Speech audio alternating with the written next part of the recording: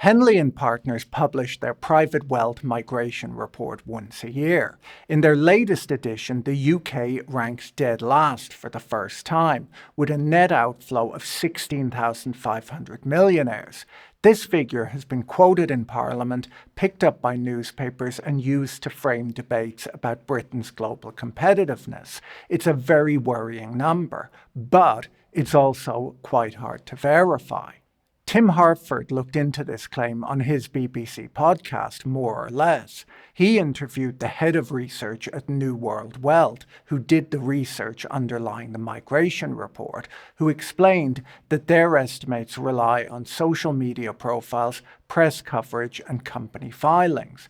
Hartford argued in his podcast, quite rightly, that their sample was not representative and that you couldn't draw conclusions from it.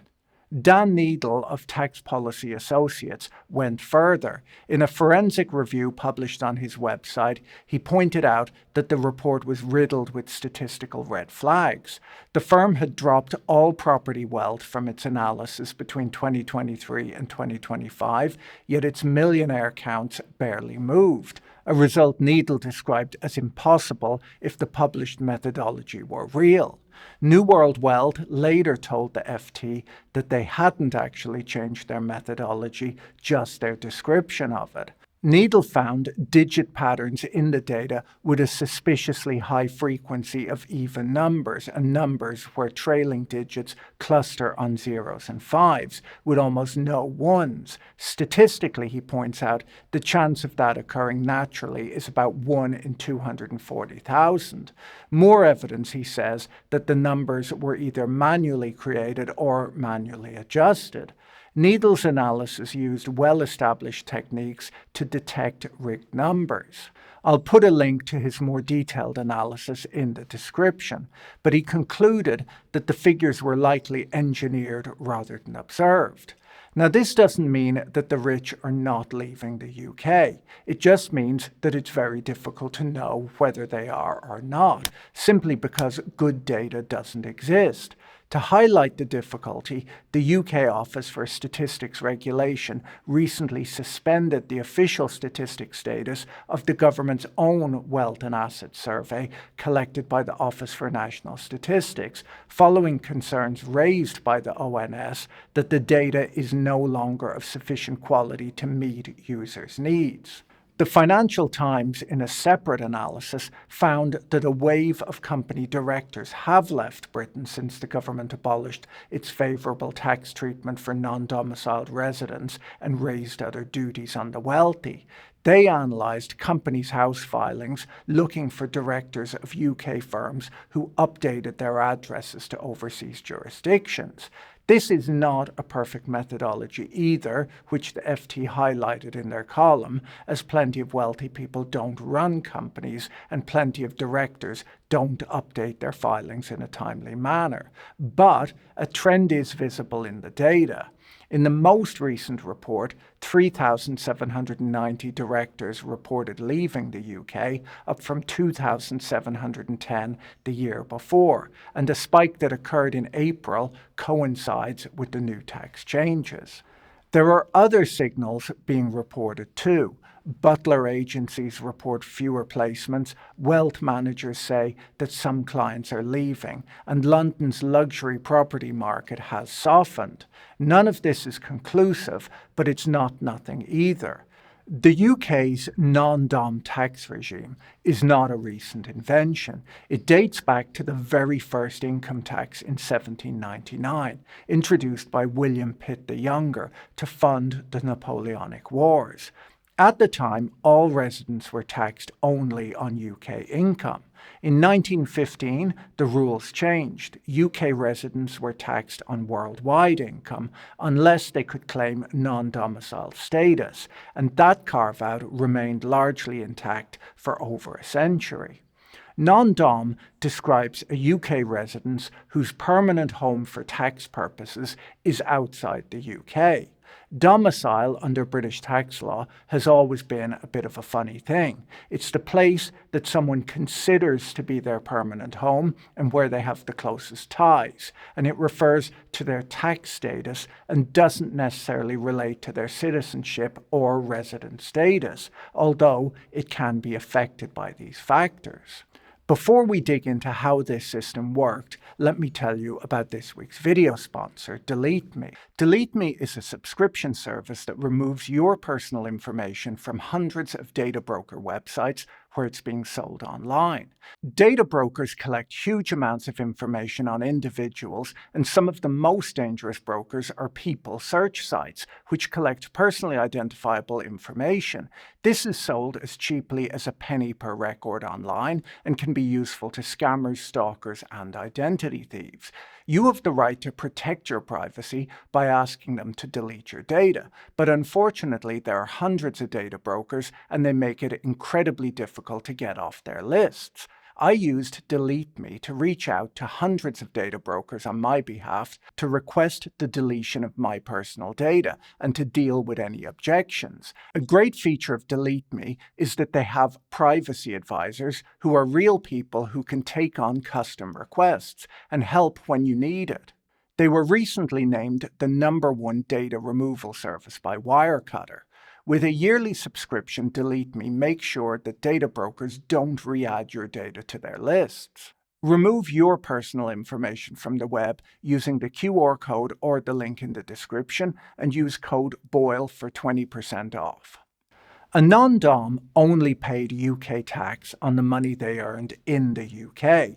They didn't have to pay tax to the UK government on money made elsewhere in the world, unless they transfer that money back into the UK. For wealthy individuals, this presented the opportunity for significant and entirely legal tax savings, especially if you could claim a lower tax country as your domicile. One of the best-known non-doms was former Prime Minister Rishi Sunak's wife, who after a scandal broke a few years ago, announced that she would start paying UK tax on her worldwide income. Attempts to reform the non-dom rules over the years were frequent. Labour nearly abolished it in 1974. Nigel Lawson tried again in 1988. During the financial crisis, the regime was tightened, where annual charges were introduced for long-term non-doms. You had to pay £30,000 a year if you'd been resident in the UK for 7 of the past 9 years, and £60,000 a year if you'd been resident for 12 of the past 14 years. The remittance basis was preserved, but access became more expensive and conditional. George Osborne made further changes in 2017, removing benefits for those who had lived in the UK for 15 of the past 20 years. But each time adjustments were made, Treasury officials warned of tax flight, and ministers backed down. The fear was that driving the wealthy abroad would harm the economy more than it would benefit from taxing them on their foreign-earned income. In March 2024, then-Chancellor Jeremy Hunt announced the abolition of the non-dom rule ahead of the general elections. In October, Labour Chancellor Rachel Reeves confirmed the policy's end, extending it to offshore trusts to prevent inheritance tax avoidance.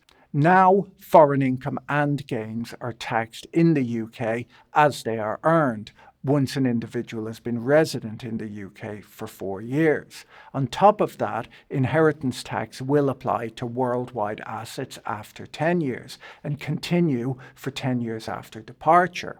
The excluded property trust loophole is closed and the concept of domicile for tax purposes has been retired.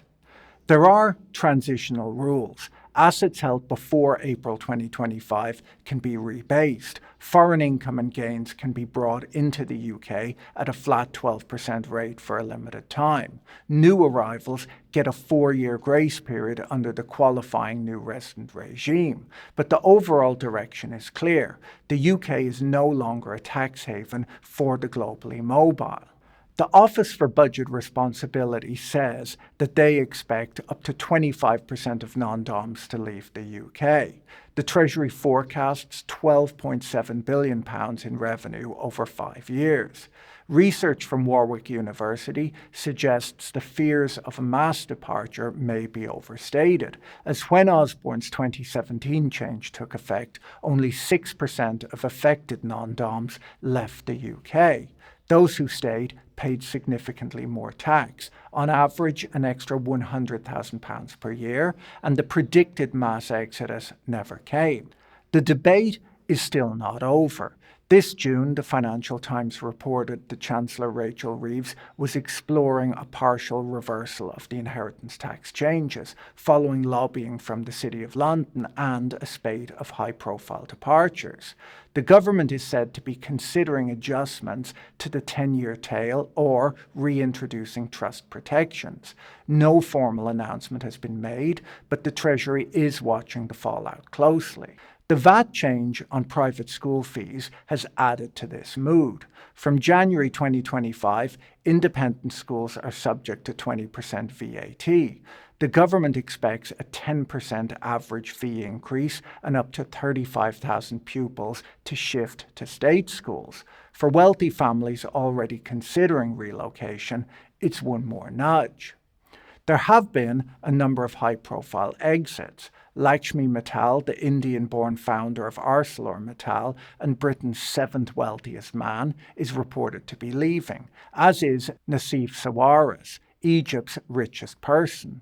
Richard Nodi, the South African-born vice-chairman of Goldman Sachs International, has left Britain for Milan. Anne Beaufort, the Sanofi heiress, moved her tax residence to Switzerland. A study of non-DOMs in 2018 and those who had claimed the status since 1997 found that more than 93% were born abroad and another 4% had lived abroad for a substantial period. Most have genuine international ties. When the UK changes the rules, these people have real ties abroad and can choose lower tax regimes if it makes sense for them. A paper from the London School of Economics on tax flight points out that people who have already migrated once tend to be more responsive than natives to tax changes, and there's often a statistically significant migration response overall. None of this proves a mass departure, but it's not just noise either. HMRC payroll data this August found no evidence to suggest that more non-DOMs left Britain than the 25% official prediction, according to the FT. Countries around the world are constantly adjusting their tax regimes. Switzerland offers lump sum taxation to high net worth individuals, where a flat tax rate can be negotiated with local government authorities.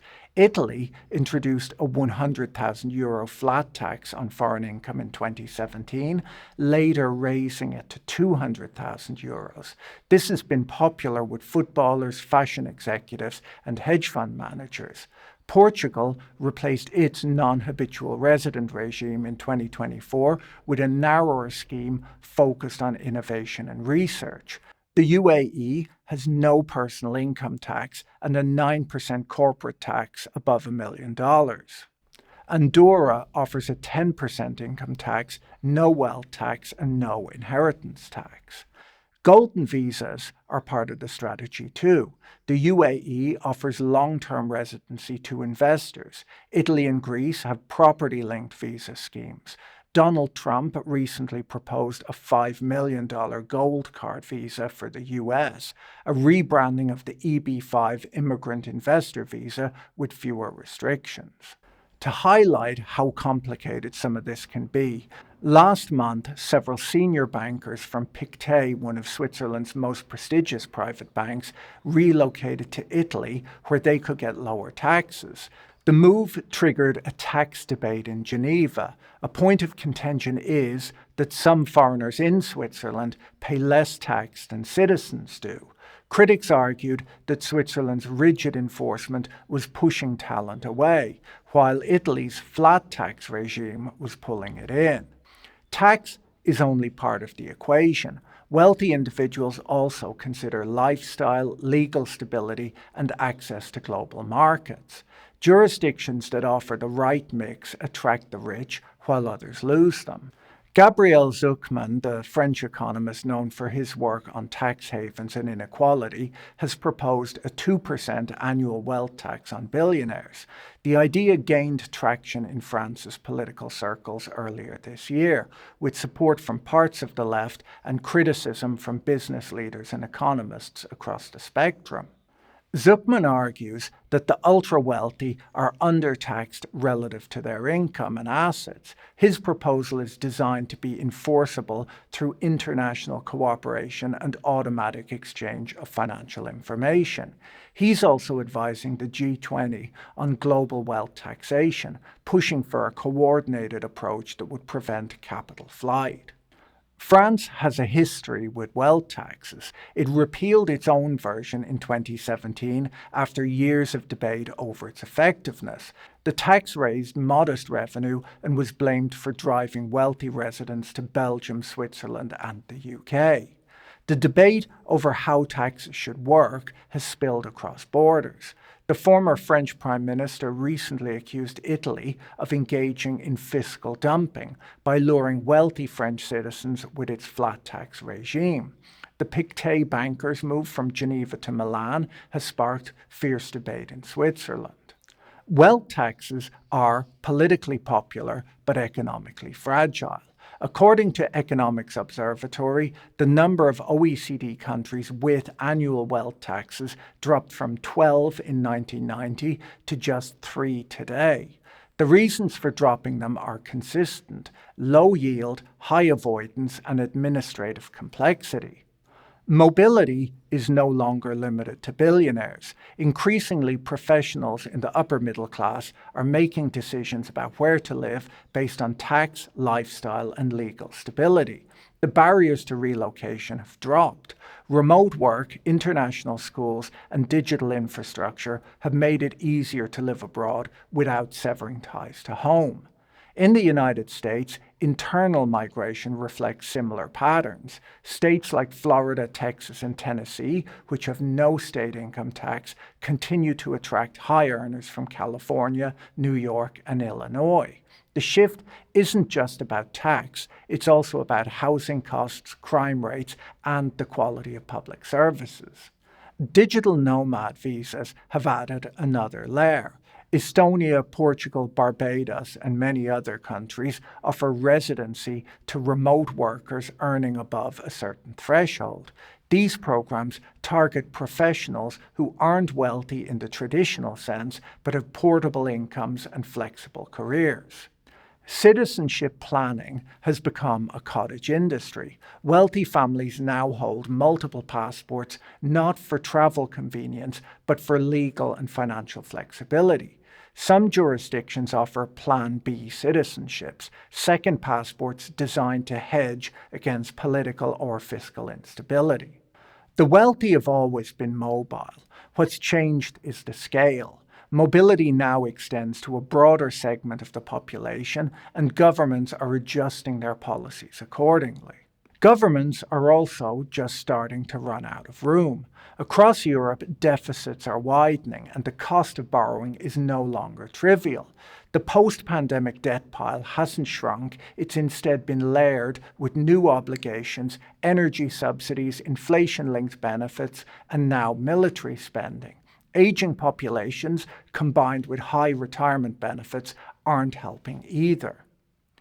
Governments need to either raise taxes or cut spending, and there appears to be no desire to cut spending. Tax revenue has to come from somewhere, but the traditional targets, consumption, corporate profits, and middle-income earners, are already strained. This is the tension. Fiscal sustainability demands revenue, while global competitiveness demands restraint. The balance is hard to strike and easy to lose. In the 1970s, Britain raised its top marginal tax rate to 83% and 98% on unearned income, which means investment income and royalties. The response was quick. The The Beatles, whose music publishing income would have been classified as unearned income, shifted their financial operations offshore. The Rolling Stones left for France. Film stars, bankers, and industrialists followed. Sotheby's held auctions on heirlooms from shuttered estates. Stately homes emptied out. The tax code had become a deterrent. High earners who could move did. Today, the top rate of income tax in the UK on most income is 45%. So you would expect that there must have been a lot more income tax paid in the 1970s than today. But this chart from Tax Policy Associates shows that income tax raised about the same in the 1970s as a percentage of GDP as it does today. It's worth noting that the rich didn't end up paying a higher percentage of taxes back then either. When taxes were at their highest in 1978 and 1979, the top 1% paid 11% of all income tax collected. Today in the UK, the top 1% pay about 29% of all income tax collected. There are a few reasons for this change. Firstly, the top 1% today earn a lot more than the top 1% did in the late 70s. The nature of how money is made today, where technology can be leveraged to build scalable income, means that income is less tied to hours worked than it was in the past. Secondly, in the wake of the financial crisis, tax rates went up a lot for high earners.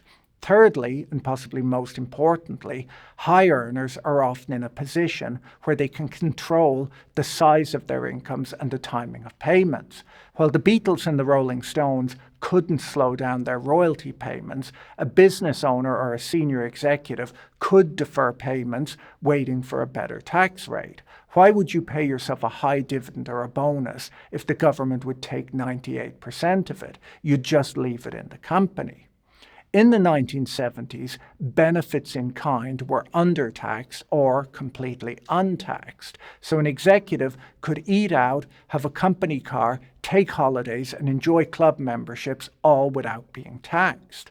As Dan Needle explains in his blog, the UK tax policies of the 1970s were a failure. They failed to tax the rich effectively, they failed to fix the government's fiscal problems, and they drove many wealthy Brits abroad who never came back. The 1970s are remembered for strikes and stagflation, but they also marked a turning point in how Britain treated globally mobile wealth. When the cost of staying rises, those with options start looking elsewhere. Those calling for a return to those types of policies are often doing so out of a desire to punish high earners.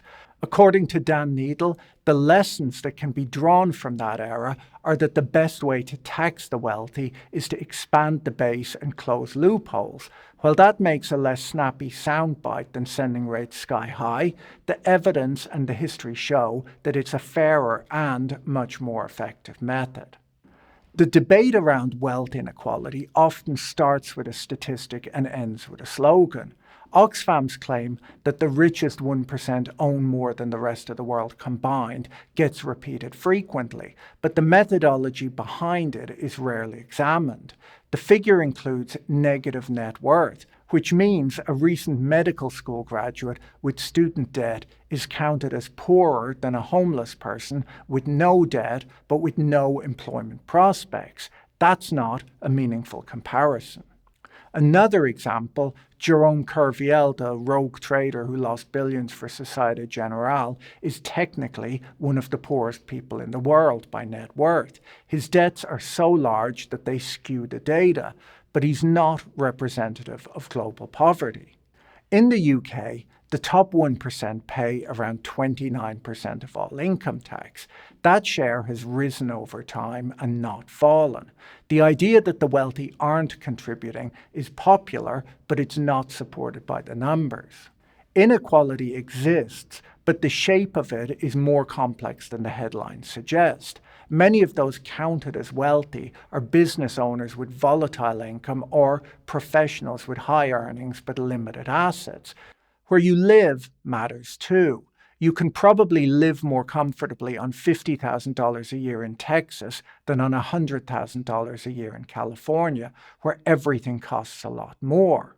Many of those counted in broad-based statistics as being poor are young, educated, and on upward trajectories.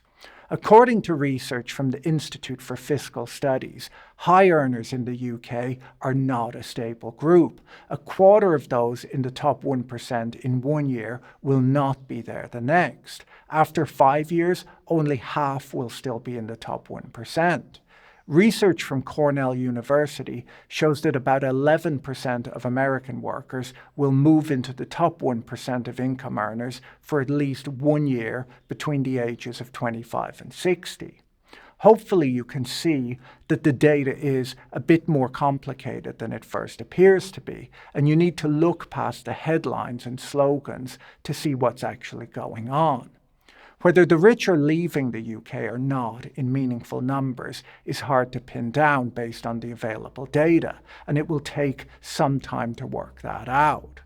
The bigger issue is whether people, especially those with options, feel that they're getting value for money with their taxes.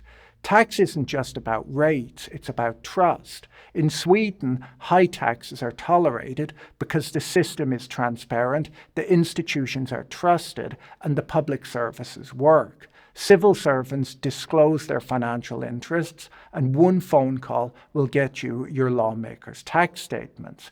That kind of openness builds legitimacy, and with it, compliance. In the UK and the US, trust in government is lower. Tax systems are more complex, and when people feel their money is wasted or mismanaged, they start looking for the exit. There's no perfect formula, but history offers clues, and the international landscape offers comparisons. The challenge is to tax fairly, fund public services, and remain globally competitive all at the same time. If you found this video interesting, you should watch this one next. Don't forget to check out our sponsor, Delete Me, using the link in the description, and talk to you in the next video. Bye.